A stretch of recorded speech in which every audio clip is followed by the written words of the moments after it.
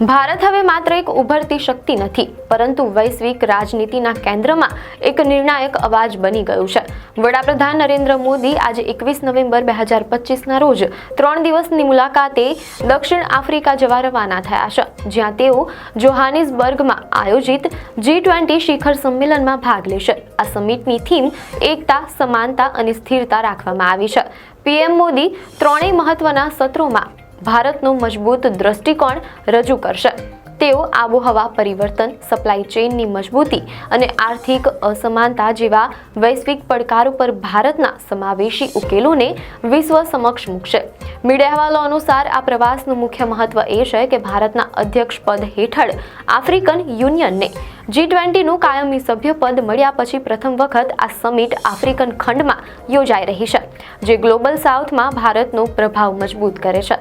તેઓ IBSA, Bharat, Brazil, દક્ષિણ Africa ફોરમની બેઠકમાં પણ ભાગ લેશે. આવી જ ન્યૂઝ અપડેટ માટે ધ લોકસત્તા પેજને ફોલો કરો.